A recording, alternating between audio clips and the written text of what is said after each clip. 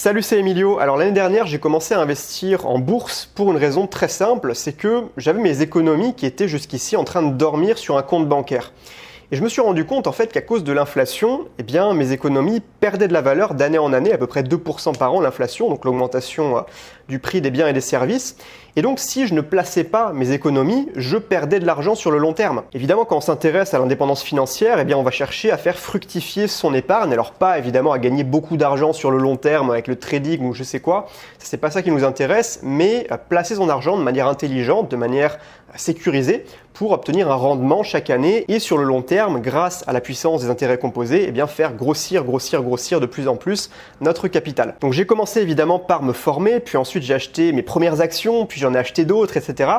Et de fil en aiguille, je me suis pris au jeu, je suis vraiment passionné, disons, pour l'investissement en bourse. C'est devenu quelque chose qui me plaît beaucoup, alors qu'à la base, moi, je cherchais juste à placer mes économies pour avoir un petit rendement annuel. Donc, je voulais vraiment t'en parler sur cette chaîne YouTube. Le problème, c'est que je suis encore un gros débutant, hein. Je vais pas m'improviser expert de la bourse, alors que c'est pas du tout le cas. Je suis juste un mec qui a commencé à acheter des actions l'année dernière. Donc, ce serait quand même assez malhonnête de ma part de m'improviser expert, alors que je ne le suis pas du tout. Sur cette chaîne YouTube, je m'engage à te parler seulement de choses que je connais, que je maîtrise. Donc ce que je me suis dit, c'est que j'ai quand même envie d'en parler parce que vous êtes nombreux à être intéressés sur cette chaîne par le domaine de l'indépendance financière. Je vais plutôt inviter quelqu'un qui est expert du domaine, qui s'y connaît beaucoup mieux que moi et qui va pouvoir vous en parler. Donc on va faire une interview ensemble. Et pour ça, j'ai invité Roman Payet, qui est spécialiste de l'investissement en bourse avec une stratégie long terme. C'est pas un trader, c'est un investisseur, faut bien comprendre ça. Pour la petite histoire, Roman, je l'avais rencontré il y a quelques années, en 2018, à Bali. On est allé boire un café ensemble. En fait, à cette époque-là, je ne savais pas du tout qu'il investissait en bourse. Et c'est que l'année dernière que je suis tombé par hasard sur sa chaîne YouTube qu'il a lancée entre-temps, sur laquelle il parle d'investissement en bourse. Et ça correspondait à peu près à la période à laquelle moi je commençais à m'intéresser à tout ça. Donc j'ai trouvé ça super intéressant, on en a discuté un petit peu, etc. Et donc finalement je me suis dit, autant qu'on fasse une interview ensemble pour vous en parler. Et donc c'est la vidéo que je te propose aujourd'hui qui dure à peu près 1 heure. Donc installe-toi confortablement. Moi dans cette interview, je vais me mettre dans la peau d'un total débutant qui n'y connaît strictement rien. Et je vais poser des questions à Roman sur comment ça fonctionne la bourse, quelle stratégie on adopte, est-ce que c'est risqué, est-ce que c'est compliqué. Enfin, toutes ces questions que peut-être tu te poses encore aujourd'hui par rapport à la bourse, peut-être que c'est quelque chose qui t'intéresse, que tu as envie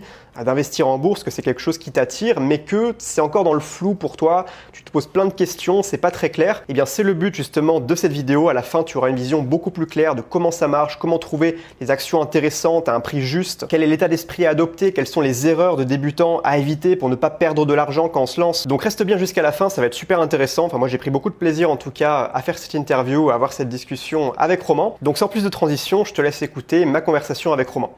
Bonjour à tous, donc dans cette vidéo on va parler de bourse. Aujourd'hui je suis avec un invité que j'ai fait venir justement pour parler de ce sujet, vu que moi j'ai commencé à investir en bourse personnellement l'année dernière, mais j'ai encore peu d'expérience, mais justement j'ai demandé à Roman de venir nous en parler. Roman, comment tu vas? Emilio, ça va au top. Comment tu vas toi? Écoute, nickel. Pour commencer, est-ce que tu pourrais te présenter pour les personnes qui ne te connaissent pas sur la chaîne? Ouais, bien sûr. Donc, salut à tous, je m'appelle Roman Payet, j'ai 26 ans, bientôt 27, et j'ai donc une chaîne YouTube dans laquelle je donne des conseils pour pouvoir se générer une source de revenus passive, sécurisée et croissante grâce à la bourse. Donc, j'investis principalement dans des actions à dividendes. Et l'idée, c'est à la fois de protéger son capital et grâce au capital qu'on a investi, recevoir des revenus passifs chaque mois avec ces investissements-là. Ok, donc est-ce que tu peux nous expliquer déjà comment est-ce que tu en es arrivé à faire ça? Pourquoi est-ce que tu fais ce que tu fais aujourd'hui? Quelle était ta situation en fait au moment où tu as décidé de commencer à t'intéresser à la bourse? Ouais, vraiment, à la base, en fait, j'avais pas du tout ce réflexe, tu vois, d'investir. Je me disais juste, voilà, je faisais ma vie. J'avais commencé il y a à peu près 9 ans, à la sortie du bac, à commencer un peu comme toi, à faire des business sur Internet, à chercher des solutions pour avoir plus de liberté dans ma vie. Et ce qui s'est passé, c'est que j'ai un petit peu galéré. Au début, je gagnais pas beaucoup d'argent.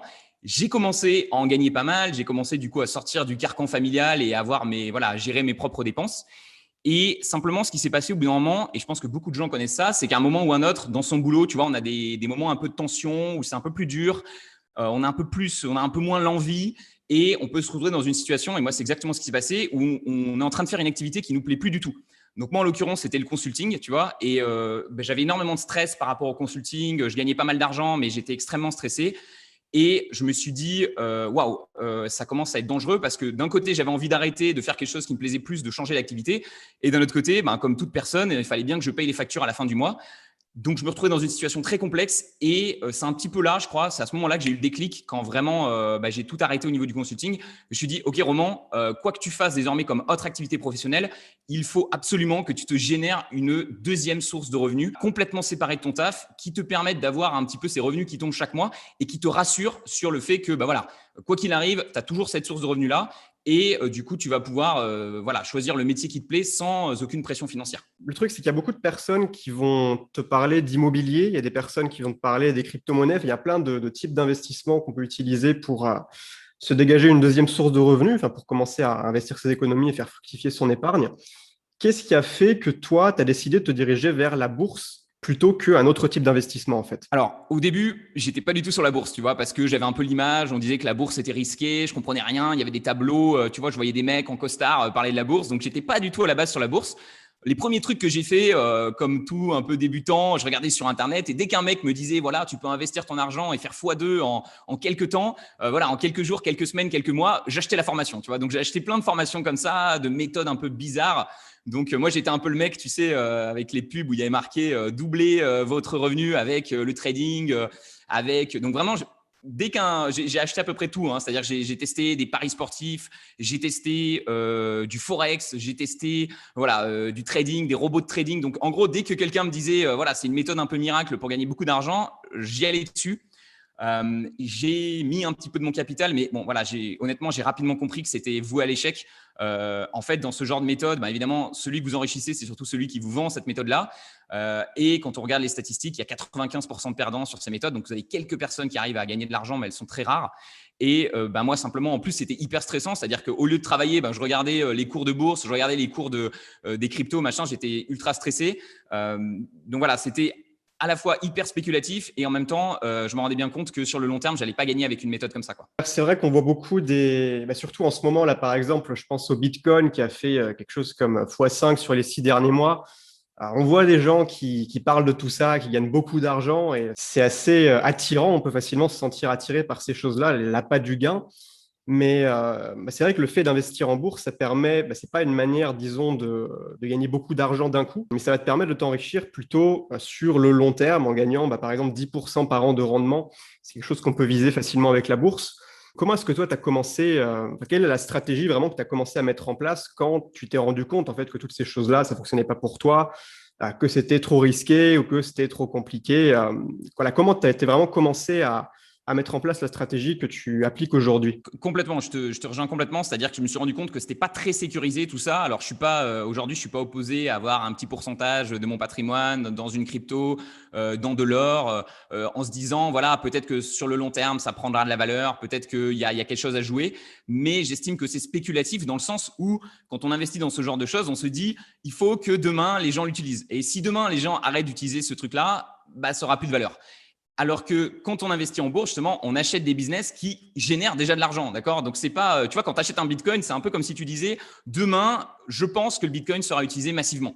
Mais ça, t'en sais rien. Et à l'heure actuelle, c'est pas le cas. Aujourd'hui, je sais pas, je pense que tous les gens qui nous écoutent, c'est quand la dernière fois que vous avez acheté une pizza avec du Bitcoin. Donc aujourd'hui, c'est encore une monnaie qui n'est pas réellement utilisée. Donc c'est ça qui me gêne un petit peu, même si évidemment ça devient de plus en plus utilisé. Alors que si vous achetez une action Apple, vous avez un iPhone, donc vous avez fait gagner de l'argent à Apple. L'entreprise génère déjà de l'argent et vous pouvez faire partie des actionnaires de cette entreprise et gagner de l'argent avec cette entreprise-là. Et moi, c'est vraiment, tu vois, c'est ça qui m'a créé le déclic. C'est que je me suis dit, OK, la bourse, c'est sécurisé parce qu'il y a des fondamentaux derrière. Il y a vraiment une entreprise qui est derrière l'action, qui gagne de l'argent. Et la logique, elle est simple. Si l'entreprise croît sur les années, eh bien, le capital que je vais mettre dans cette entreprise va aussi croître avec les années. Puisque globalement, ça, c'est les études qui l'ont montré en bourse, la valeur d'une action rejoint son prix. Donc, on peut avoir des fois des prix qui varient beaucoup. Mais sur le long terme, si l'entreprise fait plus de bénéfices, votre action monte aussi. Donc moi, je me suis dit, waouh, c'est top, c'est plus sécurisé. Alors certes, on gagne moins, mais c'est beaucoup plus sécurisé. Et du coup, on peut investir beaucoup plus de capital. Parce que tu vois, dans les trucs que je testais sur les paris sportifs et tout, je n'osais pas mettre beaucoup de capital. Tu vois, je mettais 100 euros, 200 euros. Donc même si tu multiplies ton capital par deux, si tu as mis 200 euros, super, tu as gagné 200 euros. En bourse, parce que tu investis dans des entreprises qui sont solides, tu peux te permettre de mettre des montants que tu pourrais mettre dans l'immobilier, tu vois, des 100 000 euros, des 200 000 euros. Donc évidemment, tu construis ça petit à petit. Mais voilà, tu peux mettre beaucoup plus d'argent et tu sais que sur le long terme, voilà, tu dors bien la nuit en fait. Alors qu'avec d'autres méthodes, tu ne dors pas très bien la nuit. Ouais, mais c'est vrai, ça, je remarque beaucoup ça chez des personnes qui s'intéressent à la bourse, mais qui débutent. Enfin, moi, c'était mon cas d'ailleurs quand je me suis lancé. C'est qu'on a l'impression d'acheter juste des symboles tickers, tu sais, juste des trucs immatériels finalement, virtuels, donc avec des graphiques qui montent et qui descendent. Mais il faut se dire vraiment que voilà, derrière, il y a quelque chose de solide. En fait, on achète une part d'une entreprise, même si, par exemple, si demain j'achète une action Apple, là, je crois qu'elle est à 130 $, quelque chose comme ça, demain, je serai propriétaire d'Apple. Alors, je serai un infime minoritaire, juste une toute petite proportion de l'entreprise, mais il n'empêche que voilà, je serai propriétaire d'une partie d'Apple. Et si Apple continue de grossir sur les prochaines années, eh bien, mon investissement initial va grossir également. Mais c'est pas du vent, en fait. C'est pas juste quelque chose de spéculatif. On va essayer de faire un gros coup sur le court terme. Ça, c'est des stratégies en fait qui sont réservées vraiment à des gens dont c'est le métier. Et c'est un métier, tu vois. Excuse-moi, je te coupe, c'est un métier. C'est-à-dire que moi, je cherchais une solution. Enfin, je voulais continuer de mes business en ligne. En fait, je voulais pas passer mon temps, ma journée derrière des écrans de bourse. Tu vois, je voulais vraiment quelque chose qui soit, voilà, c'était un critère hyper important pour moi, que ça soit passif, que je puisse investir mon capital. Alors, attention, j'étais prêt à quand même comprendre. Donc, enfin, c'était important pour moi de comprendre dans quoi j'investissais, quelles étaient les entreprises, mais je voulais avoir du temps libre, quoi, pas passer ma journée derrière les écrans.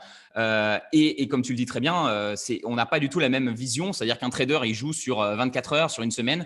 Moi, je joue sur 10 ans. Donc, on va dire que c'est beaucoup plus simple de trouver une entreprise qui va grandir sur les 10 prochaines années que trouver une entreprise qui va grandir sur la prochaine semaine. Parce que honnêtement, une entreprise qui grandit sur la prochaine semaine, c'est purement ce que les gens, tu vois, pensent de cette entreprise à ce moment précis-là.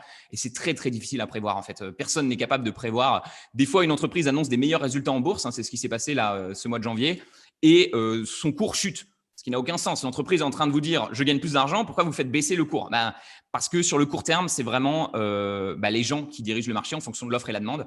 Et donc, on a comme ça des mouvements qui ne font pas bien sens. Tu vois. Ouais, complètement. Et ces mouvements sur le court terme, ça peut faire peur. Et d'ailleurs, une erreur, je pense que tu vas confirmer, c'est de tout le temps regarder le cours tous les jours, tous les jours, tous les jours. Moi, je me rappelle la première fois que j'avais acheté du Bitcoin, j'étais vraiment toute la journée les yeux scotchés sur le cours du Bitcoin. Et ça te fait péter un câble, en fait. Mais là, l'idée, en fait, quand tu investis sur du plus long terme, vraiment en visant de faire une plus-value sur un horizon de 10 ans ou de 20 ans, tu vas pas regarder, en fait, tous les jours le cours de l'action. Tu t'en fous s'il y a des fluctuations comme ça à une petite échelle, à l'échelle d'une semaine ou quoi, puisque ça va se lisser sur le long terme. Il faut l'oublier, tu vois, l'action que tu achètes. Moi, quand j'achète une action, limite, je l'oublie. Je fais beaucoup de travail en amont pour comprendre le business, se dire, OK, est-ce que c'est un bon business? Est-ce que l'entreprise va grandir? Et une fois que je l'achète, je fais confiance à l'entreprise et j'oublie cette action. Tu vois, j'arrête de regarder le cours tous les jours parce qu'en effet, comme tu dis, sinon ça ne génère que du stress. Et tu vois, je rebondis par rapport à quelque chose que tu disais avant. En France, les gens adorent l'immobilier. L'immobilier, c'est le saint graal. Et quand on parle de sécurité d'investissement, tout le monde va te dire, mais pourquoi tu n'investis pas dans l'immobilier? Pourquoi tu vas en bourse? C'est beaucoup plus risqué. Et en fait, les gens confondent le risque avec la volatilité. Et ça, c'est super important à comprendre. C'est-à-dire que quelqu'un qui te dit la bourse est risquée, pourquoi il dit ça? Il dit parce qu'en fait, la valeur d'Apple, elle bouge beaucoup. Et c'est vrai, si tu prends sur une année, la valeur d'Apple, elle peut augmenter de 50%. Mais ce qui se passe réellement, c'est que derrière les fondamentaux de l'entreprise, eux, ils ne bougent pas beaucoup. Sur une année, voilà, Apple va peut-être faire 20% de bénéfices en plus. Et c'est ces fondamentaux-là qu'il faut regarder. Et quand on les regarde, on se rend compte qu'en fait, c'est assez sécurisé parce que les grandes entreprises continuent de faire des profits année après année. Et voilà. Et l'immobilier, moi d'ailleurs, pour la petite histoire, tu vois, j'avais testé l'immobilier parce que on me disait que c'était super. J'ai acheté un parking que j'ai pu racheter en fait à mon père. Et ce qui m'a juste dégoûté de l'immobilier, c'est pour ça que j'ai arrêté tout de suite, juste après ce parking-là, c'est le nombre d'emmerdes que j'ai eu avec un parking. Tu te dis, un parking, c'est quoi? C'est juste un petit carré de terre, quoi. Tu vois, qu'est-ce qui peut arriver de problématique? Alors, ce n'était pas un parking, c'était un garage. Alors, déjà, le notaire, tous les paperasses pour avoir le parking. Quand tu achètes un parking, ça coûte 10 000 euros, tu dois payer 3 000 euros de frais de notaire, donc tu payes 30% de frais. Enfin, c'est énorme. Ensuite, donc trouver le locataire. Je trouve un locataire. Le locataire après veut partir, donc il faut que j'en retrouve un. Si comme moi tu voyages aux quatre coins du monde, c'est super compliqué à gérer. Ensuite, j'ai eu un locataire, la porte ne marchait plus. Donc j'ai dû faire venir un réparateur, changer la porte. Ensuite, on a eu des inondations. Enfin, C'était genre, je me suis dit, mais enfin, je veux dire, c'est un métier en fait. Être investisseur immobilier, c'est un putain de métier et il faut être prêt à y passer beaucoup de temps, à chercher les bons biens qui sont pas forcément dans la bonne région, notamment si tu veux la rentabilité. Ensuite, s'occuper, faire en sorte que le bien soit bien. Ma sœur là a mis son appart en location, mais c'est voilà, et il y a plein de paperasses. Tu vérifies la qualité des locataires, tout ça. Moi, franchement, j'ai pas le temps. J'ai pas le temps. Mon business en ligne me passionne et j'ai envie de passer mon temps concentré sur ce qui me passionne vraiment. Et je cherchais voilà quelque chose de beaucoup plus passif que l'immobilier qui prend énormément de temps. Donc, je considère que l'immobilier c'est super. Par contre, il faut vraiment avoir du temps disponible. Et en effet, il y a certaines personnes qui vont dire oui, mais Roman, t'as qu'à déléguer ton immobilier, t'as qu'à le passer à des voilà à des agences ou des trucs comme ça. Sauf que derrière, c'est ta rentabilité qui prend un sacré coup. Moi, je suis à l'île Maurice et je connais pas mal de gens qui ont des biens immobiliers en France. Ben voilà, ils me disent un peu les rentabilités qu'ils obtiennent. Honnêtement, on a des bien meilleures rentabilités en bourse en fait, parce que à partir du moment où tu es plus présent sur place et que tu n'as plus le temps de gérer ton immobilier, tu le délègues et ta rentabilité baisse énormément quoi. Je veux dire, pour augmenter la rentabilité en immo, bah, souvent tu vas faire du Airbnb, tu vas faire ce genre de choses. Et ça, ça demande énormément de temps de gestion quoi. Donc voilà, je ne déconseille pas l'immobilier. Il y a quand même des avantages. On peut faire un effet de levier, tu vois, en fonction si tu as une situation, un CDI, etc. Ça peut être intéressant de pouvoir tout de suite emprunter beaucoup d'argent. Mais moi, personnellement, sur ce côté de passivité, sur le côté de, voilà, de pouvoir gérer, voilà, je voulais vraiment quelque chose que je pouvais gérer depuis mon ordinateur, qui n'allait pas me prendre la tête et qui n'allait pas m'appeler un dimanche après-midi pour aller réparer des canalisations, quoi. Alors, je vais compléter aussi ce que tu dis par rapport à l'immobilier. Moi, c'est quelque chose qui m'a jamais vraiment attiré. Pour la simple raison que quand tu veux investir dans l'immobilier, bah, c'est quand même cher. Je veux dire, tu dois acheter un bien et ce bien-là, ça représente une grosse somme. Et donc, tu mets beaucoup d'argent dans un seul actif. Et donc, tu as intérêt d'être sûr de ton coût, en fait. Parce que si jamais tu fais un mauvais investissement, bah, c'est une grosse partie de ton patrimoine qui peut perdre de la valeur. Il y a un risque. Ouais, non, excuse-moi, mais c'est tellement vrai et ça m'énerve parce que les gens n'en parlent pas assez. Tu vois, en France, on dit oui, l'immobilier, c'est sûr, machin. Je suis désolé, mais quand tu as un bien immobilier, souvent ce qui se passe, c'est que les gens ont un seul bien immobilier. Le patrimoine moyen médian d'un Français, c'est 150 000 euros. C'est à peu près la valeur d'un bien, quoi. Donc en fait, les gens, leur seul patrimoine, c'est leur maison ou leur appartement. Et cet appartement, il est dans un quartier, donc il peut y avoir un problème dans le quartier. Il peut y avoir un problème dans le bien. Donc, le bien, je sais pas, il peut y avoir des fissures, etc. Ça peut te coûter très cher et tu peux finalement te retrouver à perdre de l'argent. Il peut y avoir un problème dans ta région. Il peut y avoir un problème dans le pays. Donc, finalement, les gens disent, voilà, l'immobilier, c'est sécurisé. En effet, de manière générale, ça conserve bien la valeur. Mais tu es quand même ultra concentré sur une seule zone, alors qu'en bourse, tu peux acheter des entreprises du monde entier qui sont présents sur des secteurs complètement différents d'activité et qui sont présents dans des pays différents. Donc moi, je me sens en effet beaucoup plus sécurisé, je sens mon patrimoine beaucoup plus sécurisé en étant réparti sur 30 entreprises dans le monde, des très grosses entreprises qui ne sont pas prêtes de faire faillite, que finalement, comme tu le dis, sur un seul bien immobilier qui serait dans un endroit précis en France. Ouais, c'est ça. Moi, avec la bourse, ce qui me plaît vraiment dans la bourse, c'est que tu as une certaine agilité dans tes investissements. Tu peux voilà, investir dans plusieurs boîtes, la somme que tu veux. Puis, si à un moment donné, il y a une boîte dans laquelle tu crois plus ou pour une raison ou une autre, tu n'as plus envie d'avoir cette action, tu peux la vendre en l'espace de 24 heures. C'est vraiment facile, quoi. Pour ça, voilà, je pense que c'est très avantageux de commencer à investir dans la bourse et même des petites sommes. Et d'ailleurs, il y a plein de personnes qui s'imaginent que pour investir en bourse, bah, il faut avoir des grosses sommes d'argent pour que ce soit intéressant, pour que ce soit rentable. Il faut avoir, voilà, je sais pas, 50, 100 000 euros, voire 1 million pour vraiment générer des vrais revenus passifs qui te font vivre. Comment on fait concrètement si on n'a qu'une petite somme? Est-ce que ça vaut vraiment le coup?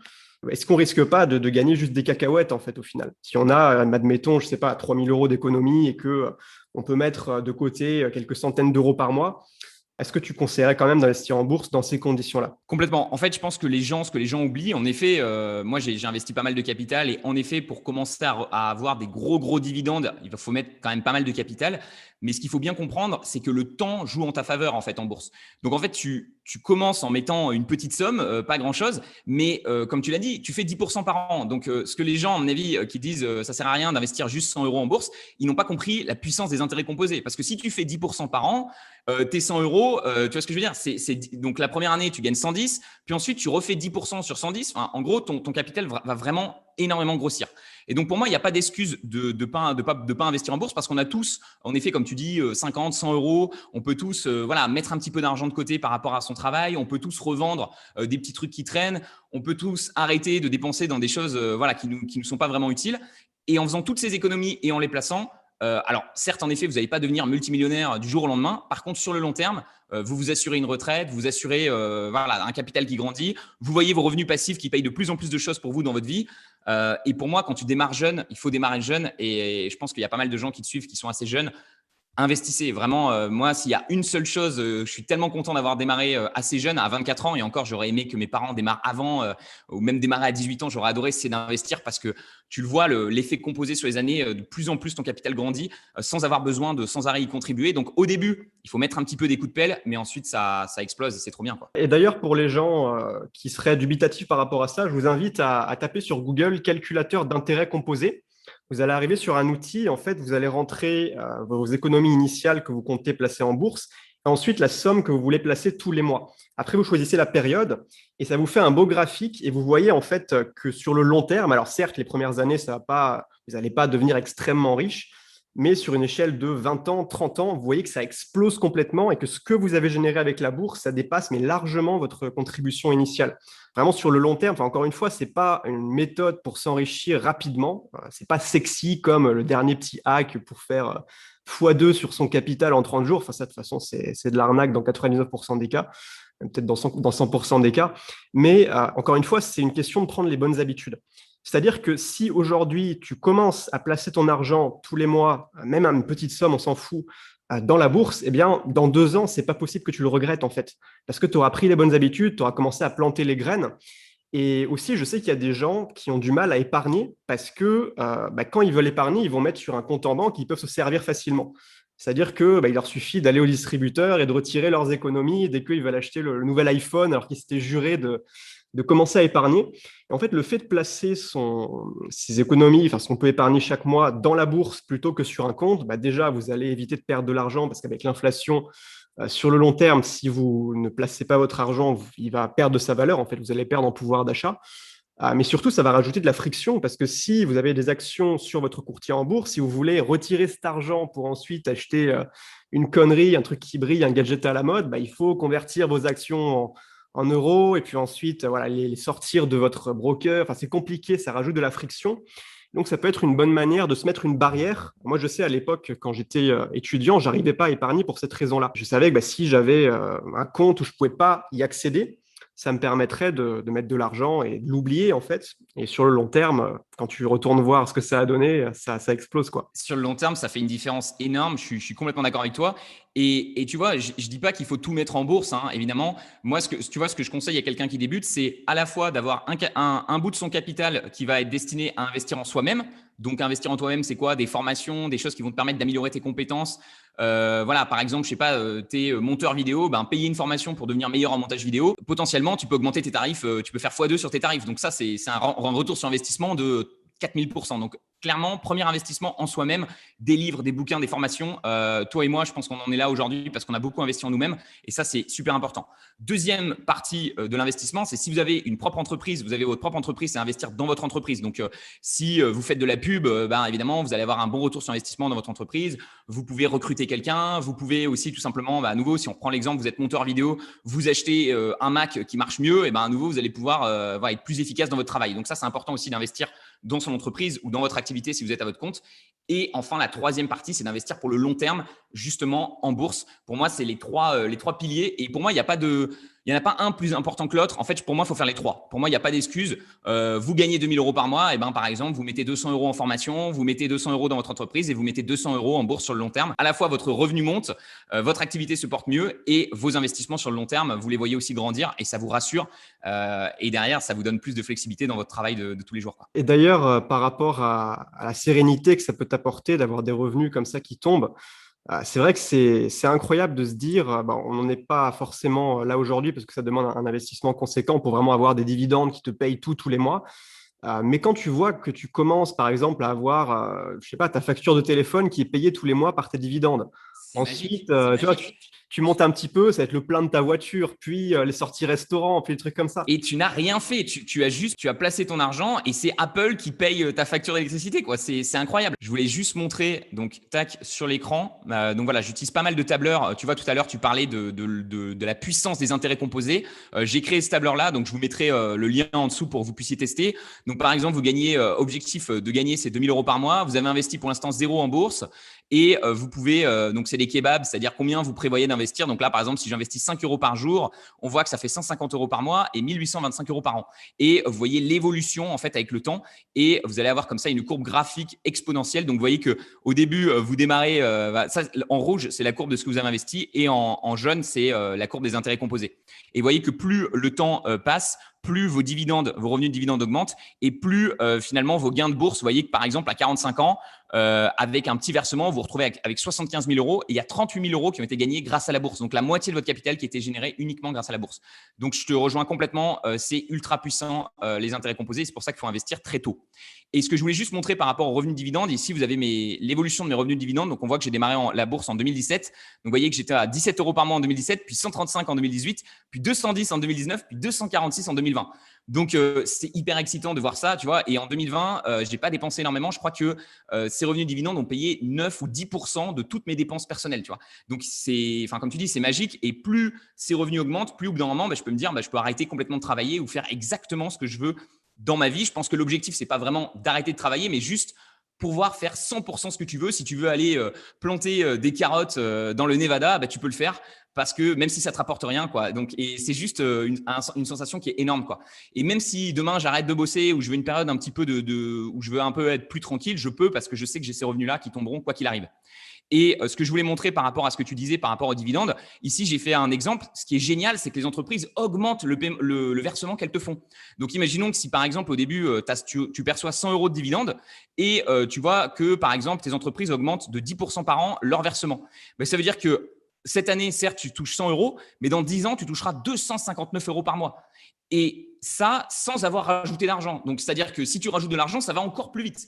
Donc, il y a vraiment un effet boule de neige qui se met en place. Et voilà, moi, je trouve ça juste génial de voir. De toute façon, vous voyez, la courbe parle pour elle-même, de voir ces revenus qui montent. Vous voyez qu'ici, je vous ai mis toute l'augmentation des dividendes sur une longue période. Moi, c'est vraiment ce qui m'a convaincu dans cette méthode, c'est de voir que ces revenus passifs qui augmentent. Et c'est vraiment là-dessus que je me concentre. Ce n'est pas forcément sur la valeur de mes sociétés, même si mes sociétés prennent de la valeur aussi. Je me concentre vraiment là-dessus parce que je trouve ça juste hyper motivant. Je me dis qu'avec ça, c'est parfait, quoi. Il faut préciser que là, sur tes courbes, c'est seulement les dividendes. Ça ne comprend pas la plus-value que tu réalises également avec les actions qui prennent de la valeur d'année en année. Tu fais bien de le dire. Tu vois, je vais montrer un exemple ici d'une action. Donc là, je suis sur un système qui me permet de mesurer ma performance, un outil. Et vous voyez que, par exemple, Lowe's, c'est une action que j'ai achetée il y a environ 2 ans. Vous voyez que j'ai acheté 55 actions à 94,70 $. Vous voyez qu'aujourd'hui, elles valent 177 $. Donc, c'est quand même une belle augmentation. Donc, au total, j'avais mis 5 209 $. Vous voyez qu'aujourd'hui, ça vaut 9 744 $. J'ai donc gagné 4 535 $, environ 87% de performance sur cette action en 2 ans. Donc, il est possible, certes, on peut faire 10% par an, mais en sélectionnant certaines entreprises, on peut aussi se retrouver à faire beaucoup plus. Et c'est ça qui est cool. Et en plus de ça, vous voyez que Lowe's me paye 2,53% de la somme que j'ai mis en dividende. Donc, non seulement j'ai ces 4 535 $ que j'ai gagnés si je décide de revendre cette action, mais je suis payé également 132 $ par an par cette entreprise-là. Voilà, 132 $. Et vous voyez qu'en moyenne, sur les 5 ans, elle a augmenté de 17% par an ses paiements de dividendes. Donc, chaque année, je suis payé un petit peu plus par cette entreprise. Et vous voyez que si je fais 132 divisé par 30, non, excusez-moi, 132, il n'y a pas 30 mois dans l'année, il y en a 12. 132 divisé par 12, vous voyez que ça me fait 11 $ par mois, donc environ 10 € par mois qui me sont payés automatiquement par cette entreprise pour un investissement que j'ai fait il y a 2 ans. Je me souviens même plus de quand est-ce que je l'ai fait. Moi, je trouve ça génial, quoi, tu vois, de voir ces revenus-là. Et vous voyez que si je vais ici dans croissance de dividendes, vous voyez globalement l'évolution petit à petit de mes revenus sur les prochaines années. Et on voit que dans 10 ans, je serai à 10 000 $ par an, ensuite 17 000 $. Donc, on voit vraiment la puissance de l'augmentation. Et encore, ici, c'est à nouveau en considérant que je ne rajoute pas de l'argent. Si je rajoute de l'argent, ça va encore plus accélérer cette croissance. Et vous voyez, à la fin, vous aurez un espèce de petit tableau comme ça. Si je zoome, vous voyez, donc, regardez ce mois-ci. par exemple, le 16, on est le combien aujourd'hui? On est le 13. Le 16, je vais recevoir 170 $ de dividendes dans quelques jours. Et puis, je vais recevoir 36 $ le 26. Et puis, je vais recevoir 138 $ le 1er mars. Donc, enfin, quand tu vois ces genres de revenus passifs, tu es hyper rassuré parce que tu te dis même voilà, ces sociétés, elles vont pas disparaître, elles vont continuer de me payer, ces paiements vont continuer d'augmenter. Pour moi, c'est vraiment top, quoi. Alors là, il y a peut-être des gens qui se disent, Roman, tu es bien gentil de nous montrer tout ça, mais concrètement, comment je sais dans quelle action je dois investir? Qu'est-ce que j'achète? Est-ce que j'achète, je sais pas, du Apple, du Tesla, Tesla qui a fait du plus, je sais pas combien de centaines de pourcents là récemment. Comment je sais en fait, j'y connais rien, je suis débutant, donc qu'est-ce que tu me recommandes pour choisir une action qui a du potentiel? Non seulement pour avoir des dividendes, mais aussi qui a un bon potentiel de croissance. Donc, à nouveau, on en a parlé, tu vois, Emilio, ensemble. En bourse, tu as plein de gens qui spéculent, qui essayent de deviner combien l'action vaudra dans une semaine. Nous, ce qu'on fait, c'est investir sur le long terme. Moi, ce que je dis toujours aux gens, c'est revenir vraiment aux fondamentaux. Donc, imagine, Emilio, tu voudrais acheter, par exemple, la boulangerie en bas de chez toi. Qu'est-ce que tu voudrais savoir sur cette boulangerie et combien tu serais prêt à payer pour cette boulangerie? Quelles seraient les informations qu'il te faudrait pour savoir si c'est un bon investissement ou pas? Parce que, en l'occurrence, le mec en bas de chez toi, Bernard, il est en train de vendre sa boulangerie et il te propose de la racheter. Donc, qu'est-ce que tu lui poserais comme question? Déjà, est-ce qu'il a des dettes? Première chose. Second, quels sont ses revenus? Évidemment. Tout simplement. Donc, tu vois, c'est en fait, acheter une bonne action, c'est aussi simple que ça. C'est vraiment se dire, OK, cette boulangerie-là, déjà, est-ce que les clients sont satisfaits aussi, tu vois? Est-ce que les gens vont souvent dans cette boulangerie? Est-ce qu'il y a du passage?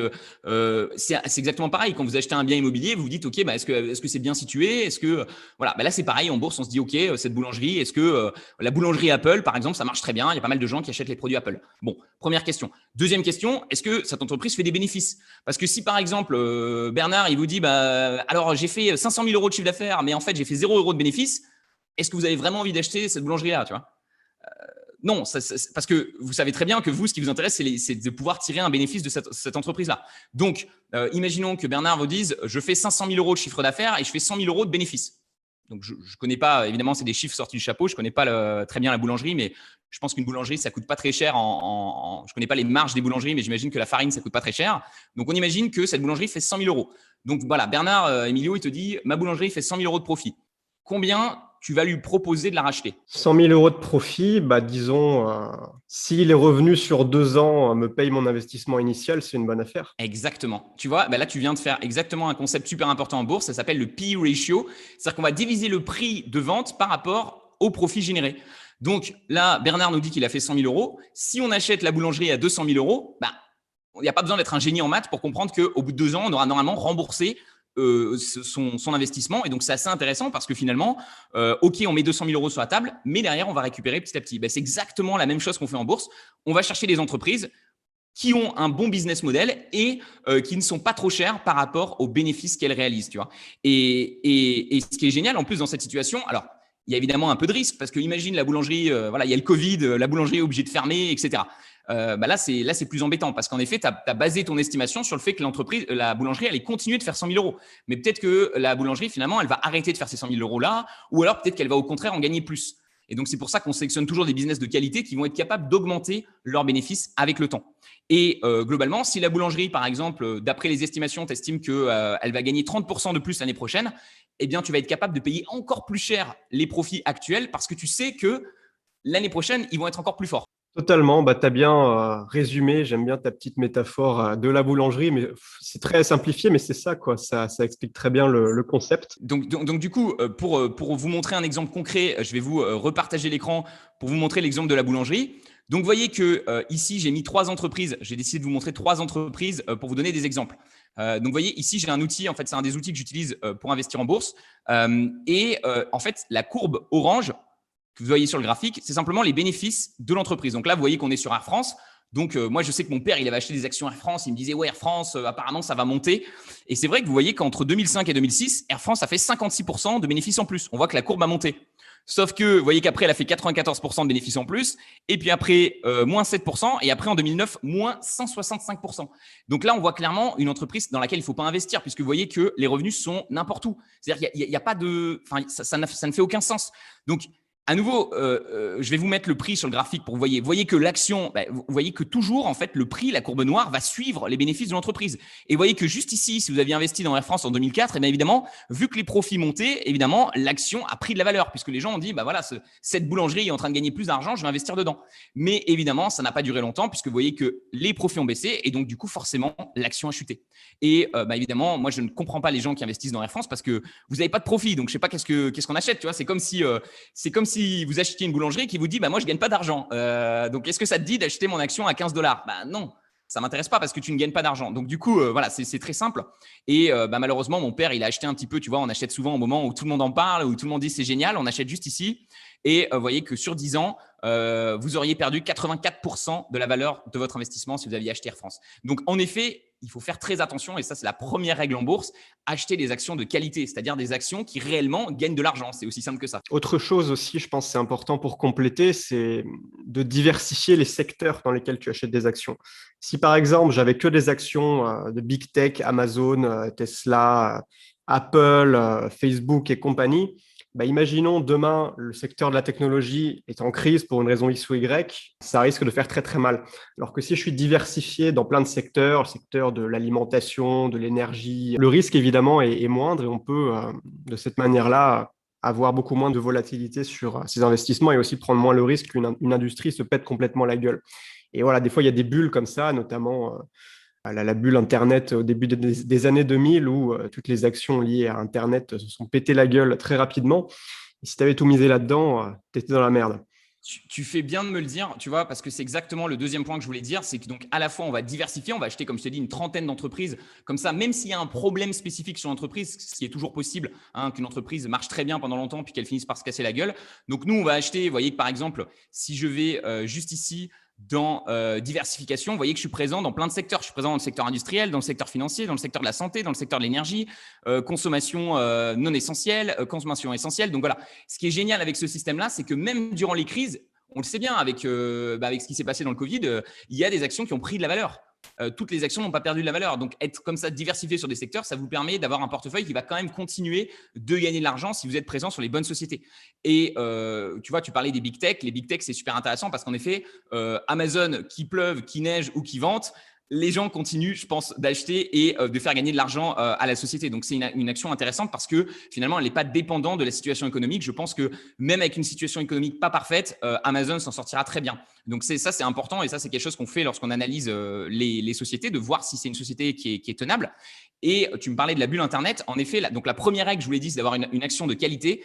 Et la deuxième règle, et ça je vous la donne, c'est vraiment une pépite. Moi, c'est quelque chose, j'ai mis beaucoup de temps avant de comprendre et c'est pour ça que j'ai perdu pas mal d'argent en bourse. J'achetais pas mal d'actions de qualité au début, mais je ne comprenais pas cette seconde règle qui est d'acheter à un prix qui fait sens, à un prix qui est juste.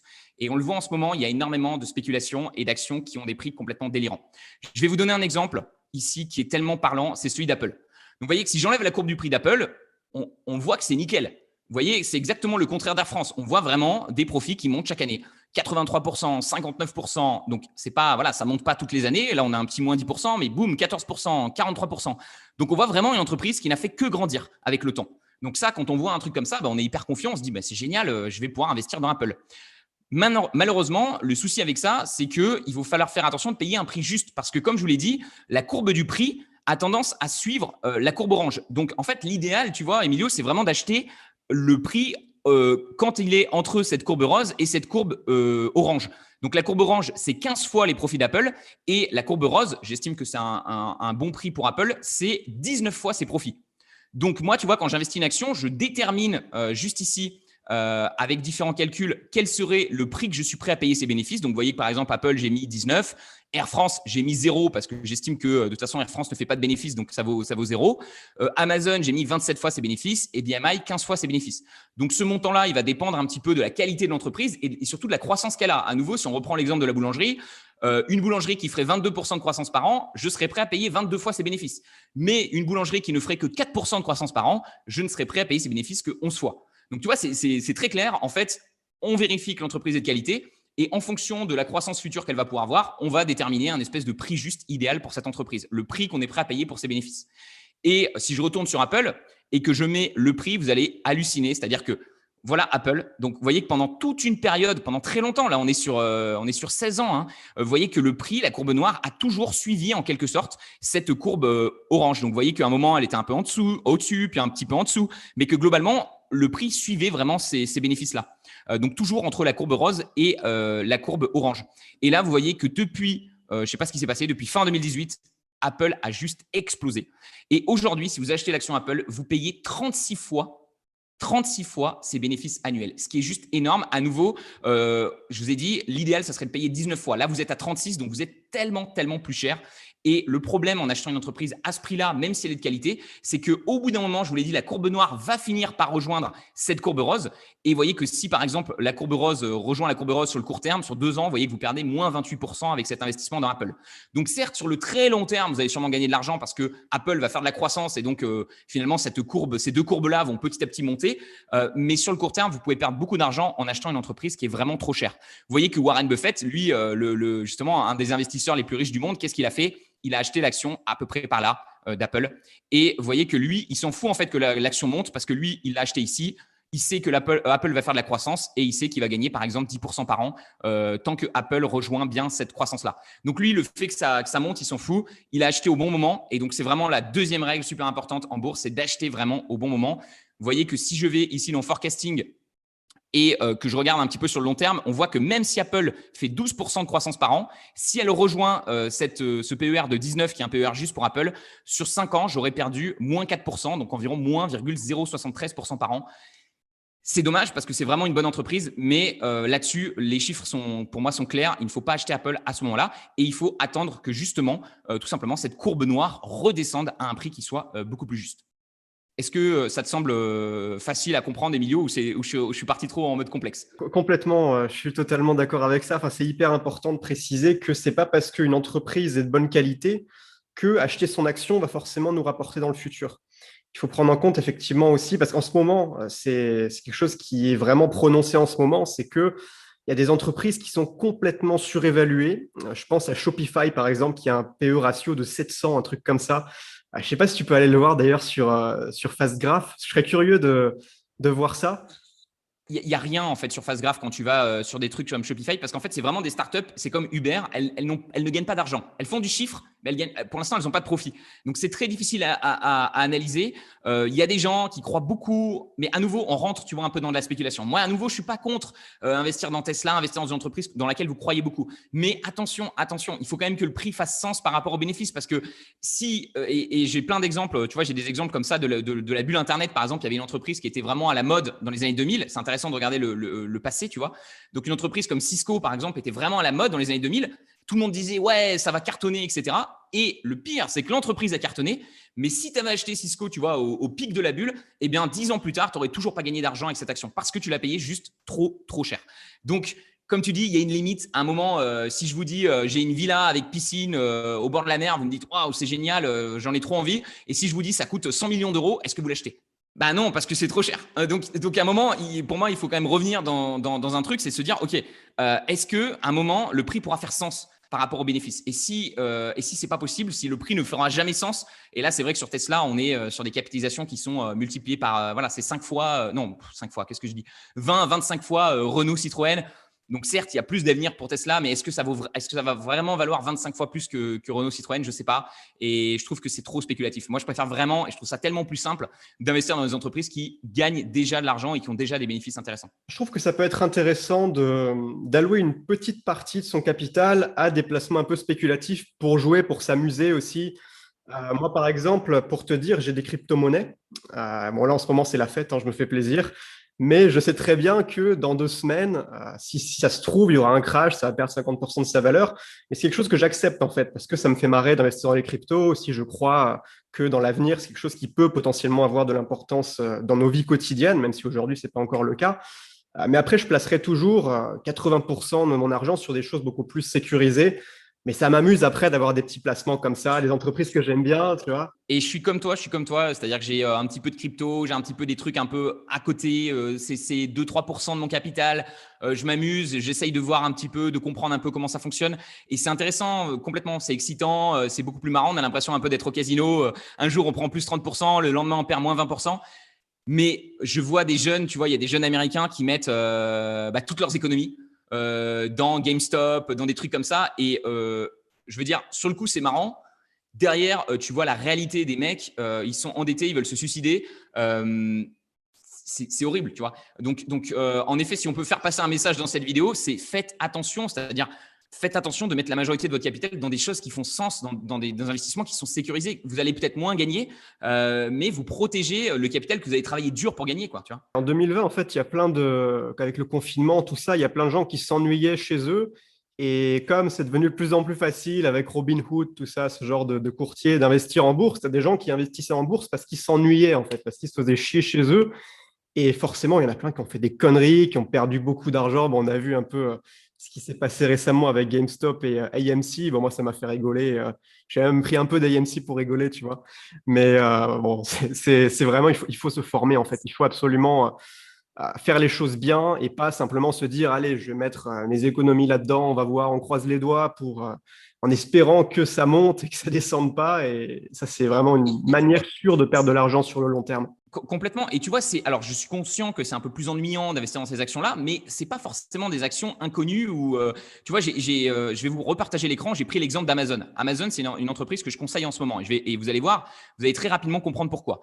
Donc, vous voyez que ici, on est sur le truc d'Amazon. Donc, à nouveau, vraiment l'entreprise parfaite avec une énorme croissance. Vous voyez qu'en moyenne, on est à 28% de croissance par an pour une entreprise de cette taille. C'est juste incroyable. Et vous voyez que quand je mets son prix, globalement, le prix voilà, là, on était un peu cher. Là, on était à peu près pareil. Là, on est vraiment monté avec le Covid. Mais là, vous voyez que depuis un certain temps, l'action est à peu près restée à un prix qui est encore correct finalement. Voilà, on n'a pas une telle différence par rapport à Apple. Et si on se met ici dans Forecasting, on voit que… Alors, attendez, hop. On voit qu'en fait, les analystes, vous l'avez ici, prévoient que Amazon va faire 28% de croissance par an. Et si on va ici dans Analyse Scorecard, on peut même voir le score qu'ils ont. Donc, vous voyez que donc là, simplement, ce que ça veut dire, c'est que 27% du temps, Amazon fait mieux que ce que les analystes avaient prévu en termes de cash flow. 55% du temps, Amazon fait exactement pareil de ce qui était prévu et elle ne loupe que 18% du temps. Donc, c'est bien parce qu'on se dit, OK, je vais pouvoir faire confiance à ces analystes parce qu'en fait, 82% du temps, ils ont raison. Donc voilà, on va pouvoir vraiment faire des estimations là-dessus. Et si Amazon croit donc à ce 28% par an comme ce que prévoient les analystes, eh bien, vous voyez que vous vous retrouvez dans 5 ans avec 22% de gains par an, 236%. L'action vaudrait donc 11 030 $. Et vous auriez fait donc 7 753 $. Donc ça, je crois que c'est sur un investissement basé sur 10 000 $. Donc tout ça pour vous dire, vous n'avez pas forcément besoin d'investir dans des entreprises inconnues ou des vieilles entreprises qui ne marchent plus. Voilà, Amazon, vous connaissez, vous savez que c'est un business qui marche bien.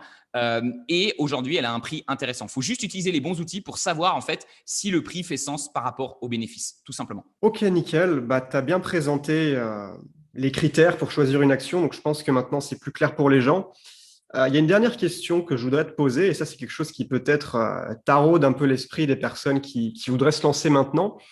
C'est qu'est-ce qu'on fait si demain, il y a une crise? S'il y a un gros crash boursier, si le CAC 40, le S&P 500 se pète la gueule lamentablement, est-ce que finalement, j'ai pas fait une connerie d'investir maintenant en bourse? Est-ce que je ferais pas mieux d'attendre que le crash ait eu lieu dans l'hypothèse qu'il y aura un crash bientôt? Tu vois, on rejoint un petit peu notre ancienne question qui était sur la volatilité, la différence entre le risque. Donc, tu vois, les gens pensent que le fait que l'action perde de la valeur, ils ont perdu de l'argent. Alors que ce n'est pas le cas, parce qu'en fait, ce qui compte, ce n'est pas le prix, c'est pas ce que fait le prix, c'est ce que fait l'entreprise qui est derrière le prix. Parce que derrière, il y a une vraie entreprise. Donc, à nouveau, si on prend l'exemple, on retourne sur Amazon, vous voyez bien que Amazon, le Covid, tu vois, l'entreprise s'en fout, quoi. C'est-à-dire que même si son prix a chuté, et d'ailleurs, je ne comprends pas pourquoi son prix a chuté, ça n'a aucun sens. C'est-à-dire que le prix a chuté alors que l'entreprise se portait très bien et que même la situation allait l'aider encore plus à se développer. Donc, moi, je suis complètement d'accord de profiter des prix faibles quand vous avez l'occasion de pouvoir investir dans une entreprise. Voilà, si son prix baisse et que son prix est intéressant, foncez-y. Par contre, pour moi, il n'y a pas de raison de s'inquiéter d'un crack parce que, à nouveau, tant que les entreprises sont derrière vous, se portent bien, et dans les crises économiques, comme je l'ai dit, il y a plein d'entreprises tu vois, qui vont très bien, il n'y a pas de souci. Il n'y a pas de souci par rapport à ça. Et simplement, il faut bien être prêt, en effet, en bourse, de savoir qu'il peut y avoir beaucoup de variations et profiter un petit peu, en effet, quand il y a des baisses. Mais si je retourne sur Amazon, tu vois, par exemple, quelqu'un, on imagine ici, par exemple, quelqu'un, tu vois, qui en 2014 se disait « Ah ouais, j'aimerais bien investir dans Amazon, mais je vais attendre d'avoir une crise ». Je vais attendre qu'il y ait une crise, je vais attendre qu'il y ait une crise, je vais attendre qu'il y ait une crise, je vais attendre qu'il y ait une crise. Et finalement, la crise, la vraie crise, donc là, il y a eu une baisse sur l'action, mais la vraie crise, elle s'est passée en 2020. Donc, c'est-à-dire que pendant 5 ans, tu vois que même avec la crise, tu aurais investi dans Amazon, tu aurais fait 36% par an. Donc, pourquoi attendre? Moi, je préfère vraiment commencer dès aujourd'hui parce que tant que vous investissez dans une entreprise qui continue de faire grandir leurs revenus, même si à un moment il y a une chute, sur le long terme, le prix va continuer de suivre les profits de l'entreprise et donc vous allez gagner de l'argent. Et je pense qu'il vaut mieux investir un petit peu tout le temps. Quand il y a une crise, alors moi, ce que je conseille vraiment à mes clients, tu vois, c'est vraiment d'investir chaque mois un montant, même chaque semaine si possible. Moi, j'investis $500 par semaine, toutes les semaines. Et quand il y a une crise, on double les montants parce qu'on se dit, bah voilà, on a encore des prix encore plus intéressants que d'habitude. Donc, au lieu de mettre $500 par semaine, je vais mettre $1 500 par semaine. Donc, évidemment, c'est complètement adaptable, hein. Au lieu de 500, ça peut être $5, ça peut être 5 euros. Voilà, c'est vous vraiment qui choisissez les chiffres qui vous correspondent. Mais voilà, l'idée, c'est juste d'investir un peu tout le temps. Et quand il y a une crise, on investit encore un peu plus fort. Tu vois. Moi, je pense que quand tu te poses ce genre de questions, que ça te bloque, c'est que tu vois encore trop court terme. Parce que la meilleure manière finalement de générer du profit sur le très long terme avec la bourse, c'est de faire, quand tu as une somme par exemple que tu veux investir, c'est de faire du dollar cost averaging, c'est-à-dire que tu vas découper cette somme que tu as en plein de petites sous-sommes, quoi, et tu vas les placer chaque mois sur le long terme. Tu vas surtout pas tout placer d'un coup. Et finalement, effectivement, si tu places, je sais pas, admettons, tu as 20 000 euros d'économie, tu places toutes tes économies comme ça d'un coup sur une action et demain ça chute, bah, tu as fait une bêtise. Mais si tu découpes ces 20 000 euros en 20 fois 1 000 euros et que sur les 20 prochains mois, eh bien, tu places 1 000 euros par mois, à ce moment-là, ça va se lisser. En fait, ça va faire une moyenne. Et que ça monte ou que ça descende, finalement, tu auras un prix qui correspond à peu près à la moyenne de ces 20 mois-là. Et c'est vraiment ça la stratégie, en fait. C'est pas de se dire, je vais essayer de faire un coup, je vais essayer de battre le marché. Enfin, tu n'arrives jamais à battre le marché de toute façon sur le court terme, mais en plaçant sans se poser de questions, sans même trop se prendre la tête avec le prix, en fait. Tant que c'est de la qualité, tant que tu sais que voilà, c'est un bon investissement, eh bien, tu suis ton plan, en fait. Tu suis ta stratégie. Et ça, c'est important. Tu pourras me dire éventuellement ce que tu en penses, le fait de vraiment avoir une stratégie qui est définie et pas simplement se dire, ah bah tiens, ce matin, je me sens inspiré pour mettre un peu plus d'argent que d'habitude en bourse. Et donc, j'y vais. Mais il faut vraiment être rigoureux et régulier, créer cette habitude et s'engager à la tenir sur le long terme, en fait. Et plus tu seras régulier, le mieux ce sera. Tu t'en parles à fond, tu vois, sur ta chaîne et tu as des vidéos très intéressantes là-dessus sur la création d'habitudes. Et c'est le secret de la réussite. C'est pas se dire… c'est comme les gens qui veulent faire du sport. Voilà, nouvelle année, nouvelle résolution. Je vais aller à la salle 6 fois par semaine. Voilà, ces gens-là, on sait 2 mois plus tard, ils sont plus là. C'est pareil. Si en bourse, vous dites, moi, je vais investir 40 000 euros, très rapidement, vous allez subir des baisses, vous allez paniquer, etc. Je trouve que construire petit à petit cette habitude, c'est plus rassurant émotionnellement aussi, tu vois, de mettre petit à petit son capital, de voir comment ça bouge, etc., de comprendre un peu comment fonctionnent les marchés.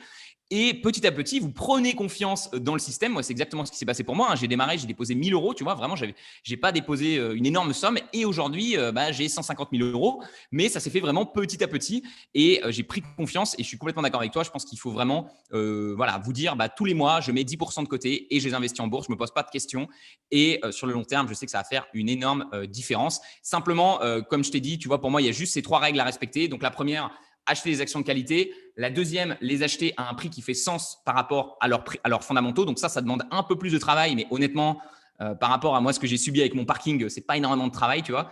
Et la troisième, c'est garder ces actions sur le long terme, sur 10 ans et plus. Et voilà, juste en faisant ces 3 choses-là, vous pouvez vous assurer que dans 10 ans, vous aurez beaucoup plus de liberté dans votre vie. Donc, je sais que dans 10 ans, ça paraît loin, mais qu'est-ce qu'on est content de l'avoir fait. Moi, ça fait que 4 ans finalement que j'ai démarré tout ça et on ne peut plus satisfait. Je sens que chaque mois qui passe, je gagne un peu plus de liberté et c'est vraiment tout le but de l'investissement, quoi. C'est super, en tout cas, tu nous as partagé pas mal de pépites et de valeurs. Maintenant, du coup, toi, ce que tu fais, c'est que tu formes les personnes qui veulent investir en bourse. Tu proposes une méthode qui s'appelle la méthode Trident. Est-ce que tu peux nous en parler? Comment ça fonctionne? À qui c'est destiné? Je te laisse la parole. Du coup, ouais, tu vois, comme je t'ai dit, c'est pas si compliqué que ça d'investir en bourse, mais c'est vrai qu'il y a quand même pas mal de notions. J'ai essayé de vous les présenter, le PER, etc. Il y a des petites choses. Et c'est vrai que je recevais énormément de questions sur ma chaîne YouTube. Et à un moment, je me suis dit, OK, Roman, il faut que tu fasses un truc étape par étape pour que tout soit clair pour les gens et pour qu'ils aient vraiment une méthodologie exacte pour pouvoir investir en bourse. Et c'est vrai que tu vois, tu parlais de l'importance d'investir régulièrement. Un truc dont on parle beaucoup, c'est d'investir dans des ETF, par exemple. Et tu vois, alors là, moi, je vais pas être complètement d'accord avec toi. Je pense qu'on peut battre le marché, du moins quand le marché est cher. Donc, je vais juste illustrer cet exemple-là. J'en ai parlé dans ma dernière vidéo YouTube. tu vois que le SP500, donc à nouveau, le SP500, généralement, il a un P ratio, tu vois, d'environ 15. Et si on place, tu vois, juste ici, son PER de 17, qui est un PER juste pour le SP500. Donc, on va faire exactement la même chose qu'on a fait pour Apple. On va juste préciser pour les gens qui n'y connaissent rien, le SP500, c'est les 50 plus grosses boîtes américaines à la capitalisation la plus élevée. Donc ça comprend les GAFA, tout ça, mais les 500 plus grosses en fait. Ouais, complètement. C'est les 500 plus grosses. Et en fait, ce qui est pratique, c'est que vous achetez une action, en fait, une seule action, un ETF, et vous avez directement les 500 plus grandes entreprises américaines. Et vous voyez que pendant très longtemps, toute la période ici du crack, etc., c'était super intéressant d'acheter le SP500. Il était vraiment à un prix correct.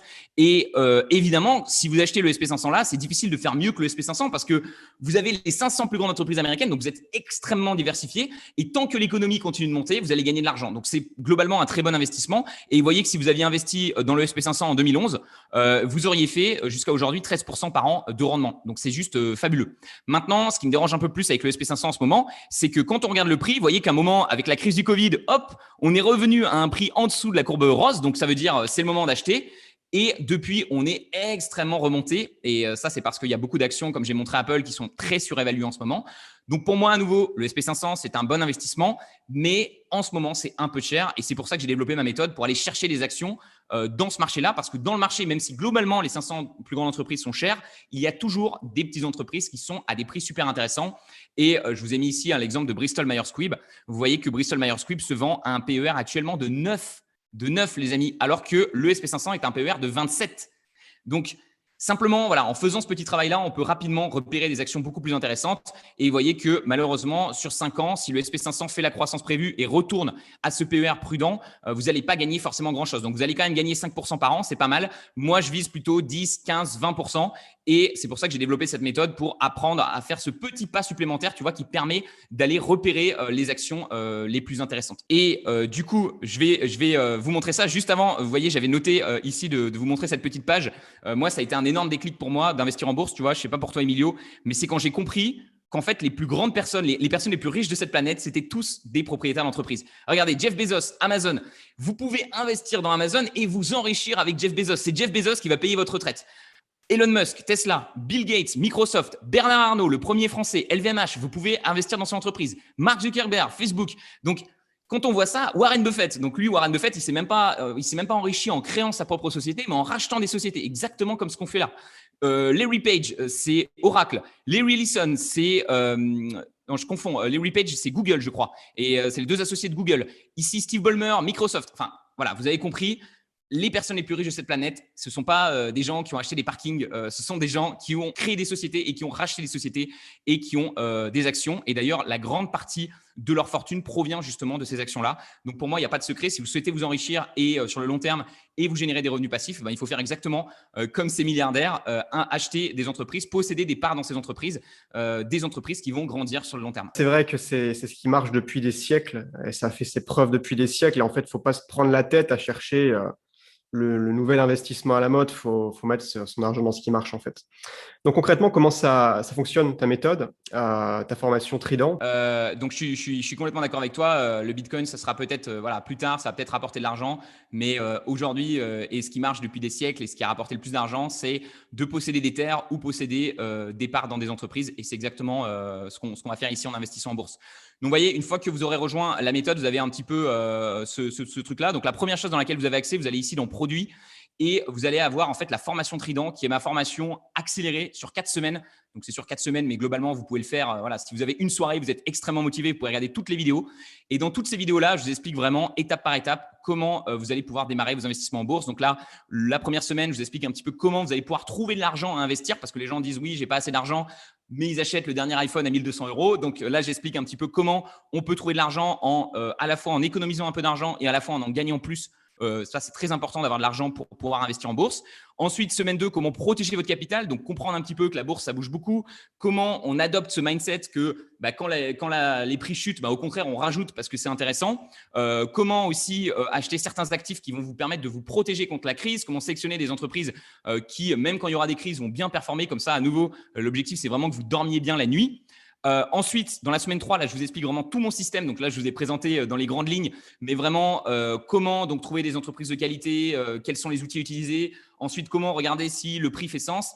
et comment s'assurer qu'on les garde bien sur le long terme. Donc ça, c'est vraiment toute la semaine 3. Vous voyez que par exemple, si je classe ici, je vous présente les 3 types d'actions à dividendes. Et là, voilà, vous démarrez la vidéo et là, vous avez vraiment toute la vidéo, je vous explique tout. Et enfin, la semaine 4, comment concrètement ouvrir les comptes d'investissement. Je reçois énormément de questions là-dessus sur ma chaîne YouTube, alors que c'est très simple. Ce n'est pas le plus important. Le plus important, c'est d'avoir une bonne stratégie. Ouvrir des comptes d'investissement, vous allez voir aujourd'hui avec simplement votre smartphone, 2-3 clics, vous ouvrez votre compte sur un courtier en ligne. Vous pouvez commencer à acheter des actions. Et simplement, ce courtier, il va être l'intermédiaire entre vous et la bourse. Donc, voilà, c'est super simple, mais j'explique ici un petit peu. Est-ce qu'il faut investir dans le PEA, dans le compte titre, parce qu'on a différentes enveloppes fiscales en France. Mais voilà, vraiment, je pense que je n'ai rien laissé de côté. Je ne sais pas, Emilio, toi, tu as suivi la formation. Qu'est-ce que tu en as pensé? Ouais, bah justement, je voulais en parler. C'est que moi, je suis dans la formation de Roman. Et si aujourd'hui, on fait une collaboration ensemble, qu'on en parle sur ma chaîne YouTube, c'est parce que je sais qu'elle est vraiment excellente. Enfin, il y a plein de gens qui font des formations, ils vont juste filmer leur écran, ils vont parler de manière molle. Enfin, c'est chiant à suivre. Et toi, ta formation, elle est hyper rythmée, on comprend tout. Enfin, c'est vachement bien expliqué. Tu utilises des métaphores pour faire comprendre des concepts un peu complexes, mais on comprend super bien. Et bah, effectivement, ça guide de A à Z, quoi. Il ne manque rien, tu comprends tout. Et bah, après, tu vas nous en parler aussi, mais ce que j'aime beaucoup, c'est ta sélection Trident, où tu vas bah, chaque semaine, ou c'est pas absolument toutes les semaines, deux, 3 fois par mois, quelque chose comme ça. Tu vas présenter une entreprise qui est intéressante et surtout, tu vas pas simplement dire, bah voilà, cette entreprise, elle est intéressante, achetez $500 cette semaine. Tu vas vraiment faire une vidéo complète où tu vas expliquer, tu vas analyser, tu vas décortiquer le business model, les fondamentaux de l'entreprise. Et moi, ça m'a donné beaucoup d'idées parce que justement, il y a des secteurs dans lesquels je connais rien du tout. Par exemple, tu avais parlé du secteur de l'énergie. Moi, ces entreprises-là, j'aurais jamais connu finalement. Donc, moi, ça me donne beaucoup d'idées. Je les prends pas absolument toutes, mais voilà, c'est vachement intéressant. Ça nous permet d'avoir des bonnes opportunités et de ne pas faire de bêtises, quoi. Complètement. Tu vois, moi, j'ai vraiment, en effet, dans cette formation, donc déjà, c'est la seule formation que je propose. J'y passe 75% de mon temps. Voilà, c'est rare d'ailleurs que je donne des interviews ou que je m'occupe de parler un peu de cette formation. Je passe la majorité de mon temps à vraiment analyser ces entreprises. Et vraiment, mon but avec cette formation, c'est que vous obteniez 10 fois la valeur que vous mettiez dedans, hein. Donc, je me déchire pour que toutes les personnes, et vous verrez, si vous cliquez sur le lien juste en dessous, vous verrez quelques témoignages. Pour l'instant, j'ai des superbes retours sur cette formation parce que, en effet, comme tu dis, je passe énormément de temps dessus. J'essaye d'améliorer les choses. Et tu vois, pour moi, une notion très importante en bourse, c'est de comprendre dans quoi tu investis. Parce que les cryptos, les trucs, les paris sportifs, tout ça, moi, ça marchait pas pour moi parce qu'en fait, je comprenais pas bien dans quoi j'investissais. Du coup, je n'osais pas mettre du capital. Du coup, j'avais peur. Quand ça baissait, je m'inquiétais. Quand tu sais, par exemple, quand tu as Amazon, c'est tout bête, mais si tu es client d'Amazon, moi je suis client d'Amazon, j'ai l'action Amazon, et ben, même si le prix chute, je ne vais pas m'inquiéter parce que je sais qu'est-ce que fait l'entreprise derrière. Et donc ça, c'est super important. On a le droit d'investir dans une entreprise qu'on ne connaît pas à la base, mais avant d'investir dedans, il faut comprendre ce que l'entreprise fait. Et moi, je donne un petit peu un raccourci là-dessus dans la formation où je vous présente l'entreprise. C'est une vidéo de 20 minutes qui sort chaque semaine. Je vous présente l'entreprise, ses avantages, ses inconvénients. J'essaye de vraiment vous expliquer pourquoi c'est quand même un investissement intéressant malgré les inconvénients et pourquoi cette entreprise va sûrement réussir sur les 20 prochaines années et pourquoi c'est donc un bon investissement. Mais je pense que ça fait une grosse différence, tu vois, de savoir dans quoi tu investis exactement, quoi. Et ce qui est vachement bien aussi, c'est que tu proposes vraiment différents types d'entreprises qui ont des profils qui ne sont pas les mêmes, notamment certaines comme voilà, par exemple Amazon dont tu as parlé dans cette vidéo, qui a un gros potentiel de croissance. Bon, Amazon ne distribue pas de dividendes, mais c'est une entreprise intéressante parce qu'elle a un potentiel de croissance assez élevé sur le long terme, très élevé, enfin, c'est incroyable. Et de l'autre côté, tu as des entreprises qui certes ont une croissance un petit peu plus faible, mais qui distribuent des dividendes très généreux, quoi. Donc, en fait, c'est bien d'avoir des deux, d'avoir à la fois des actions à forte croissance et des actions qui distribuent des dividendes de manière très sécurisée, qui font partie des dividendes aristocrates. Enfin, c'est une liste d'entreprises qui augmentent leurs dividendes depuis je ne sais pas combien d'années. Enfin, c'est des entreprises de bonne qualité, quoi. 25 ans d'augmentation pour les dividendes aristocrates. Et ça, c'est une autre grosse révélation que j'ai eue en investissant en bourse. Et je me suis dit, avant, tu vois, je cherchais absolument des entreprises qui versaient des dividendes, mais en même temps qui avaient de la croissance. Mais c'est pas toujours facile de trouver exactement ça. Et donc, des fois, je me suis rendu compte que des fois, il vaut mieux investir la moitié de votre capital dans une entreprise qui a une croissance assez faible, mais qui verse des gros dividendes et donc qui va bien vous payer chaque mois.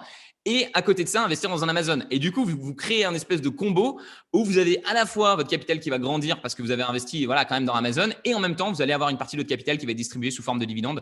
Donc, pour moi, il n'y a pas de souci et c'est ça qui est génial. Et en effet, comme tu dis, je présente un petit peu à chaque fois, chaque semaine, j'ai trois types d'actions. On a les rapides qui sont vraiment, si vous êtes jeune et que vous souhaitez avoir beaucoup de croissance, les équilibrés qui versent des dividendes et qui font de la croissance et les payantes qui sont surtout des entreprises qui vont verser des gros dividendes. Et vous voyez que je vous montre juste du coup, à quoi ça ressemble? En fait, donc, une fois que vous avez vu la formation Trident, que vous êtes prêt, vous avez vos comptes ouverts, vous allez juste ici dans la méthode Trident. Et en fait, chaque semaine, vous allez avoir des news avec des nouvelles entreprises. Donc là, vous voyez, c'est celle de février 2021. Vous cliquez dessus, vous avez la vidéo pendant 20 minutes. Je vous explique pourquoi on achète cette entreprise, pourquoi elle est intéressante, pourquoi elle est sécurisée, etc. Et vraiment, mon objectif, donc déjà, tu vois, c'est ça qui est important pour moi, d'être 100% honnête avec les gens. Mon objectif, c'est de faire mieux que le SP500 justement sur les 5 prochaines années et de montrer, en fait, à chaque fois que je vous conseille une action, je l'achète en même temps avec mon vrai argent. Donc, je mets vraiment $500 par semaine. Donc, je sais que ça a rassuré pas mal de membres de voir que je mange ma propre soupe, quoi. Je vous dis pas achetez cette action et en fait, moi, je l'achète pas. Donc voilà. Et je mesure la performance du portefeuille et on verra ce que ça donne. Donc, pour l'instant, le portefeuille est encore trop jeune puisque la formation a été lancée en novembre.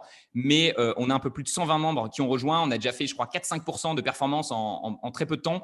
Donc, c'est très motivant pour la suite. Et évidemment, dès qu'il y a une baisse ou un prix intéressant, évidemment, je vous envoie une alerte. Vous voyez que par exemple, ici, j'avais envoyé une alerte parce que Alibaba avait baissé en termes de prix. Et c'est une action, je crois qu'on a fait, si vous l'avez acheté au moment où j'ai envoyé ce mail, vous auriez fait 25%. Donc en plus, vous avez quand même un petit peu, comme tu dis, il y a un peu de jeu, vous pouvez quand même choper un petit peu des actions intéressantes parce que même les actions de très bonne qualité, parfois subissent des baisses qui ne font aucun sens. Il faut y aller, il faut en profiter et c'est assez cool, quoi. Là, je vais te dire justement, Alibaba, j'en avais acheté pas mal parce que je voulais aussi diversifier en dehors des entreprises américaines.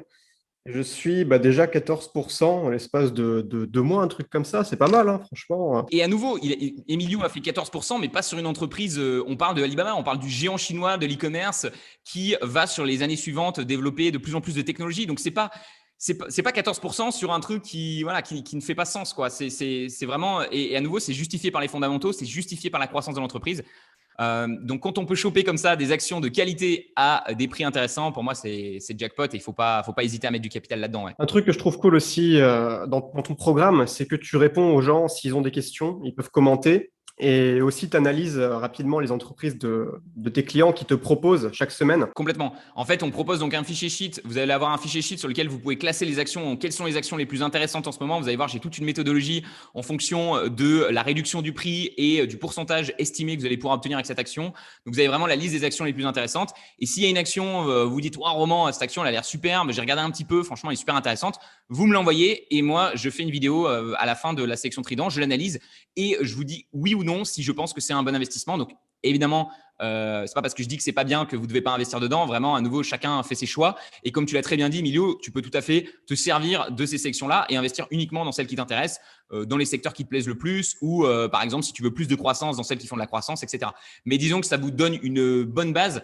Et honnêtement, pour le prix, honnêtement, vous faites voilà, si vous investissez 100 euros ou 200 euros sur chaque action, il suffit qu'il y ait un Alibaba ou voilà, une action comme ça, vous pouvez vous rembourser entièrement la formation. Voilà, c'est un abonnement sur 1 an, donc vous avez 12 mois et je sors donc 3 vidéos d'analyse. 3 vidéos d'analyse par mois, donc 3 x 12, ça vous fait 36 vidéos d'analyse, plus celles que j'ai déjà analysées, dont vous aurez accès. Je pense qu'avec ces 36 actions-là, il y a moyen que vous puissiez, si vous avez un petit peu de capital à investir, de rembourser facilement cette formation-là, quoi. Ok, super. Je pense que le mieux, c'est que les gens qui s'intéressent cliquent sur le lien dans la description. Je mettrai le lien donc vers ton programme. Après, tu as aussi une vidéo de présentation où tu expliques mieux, où tu expliques vraiment dans les moindres détails, mais je pense que tu as déjà bien présenté ton programme. Est-ce que tu veux rajouter quelque chose pour terminer? Ça fait un petit moment qu'on parle déjà. Ouais, écoute, ça a été avec grand plaisir. J'espère qu'on n'a pas été trop long. J'espère que les gens qui nous écoutent ont appris des choses intéressantes par rapport à ce milieu-là. Je ne sais pas si vous étiez déjà un petit peu familier avec la bourse. Donc, à nouveau, il y a plein de méthodes différentes. Il y a des gens qui vous diront que, voilà, il y a des gens, je sais, sur Internet qui investissent seulement sur quelques semaines et qui essaient de choper, voilà, attention, l'action est en train de monter parce que X ou Y et on se place. Ensuite, on met un stop loss, etc. Voilà, moi, vous l'avez compris, c'est complètement différent. C'est vraiment de l'investissement long terme.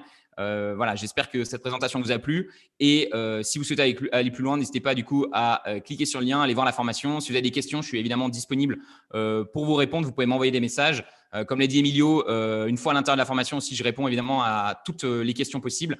Et dernière chose que je voulais dire aussi, c'est que si jamais vous décidez de rejoindre la formation et que au bout de 20 jours, vous vous rendez compte que c'est pas pour vous parce que les explications sont pas assez claires, parce que finalement vous voulez acheter plutôt de la crypto ou quoi que ce soit d'autre, pour n'importe quelle raison, je vous rembourse. Moi, mon but, c'est vraiment d'avoir que des clients satisfaits qui kiffent ce que je fais et à nouveau qui gagnent beaucoup plus que le coût de la formation. Super, bah merci beaucoup en tout cas, Roman, pour ton intervention. Je pense que tu as vraiment aidé les gens à mieux comprendre. Et puis pour ceux qui veulent aller plus loin, il y a la formation, le lien est juste en dessous dans la description.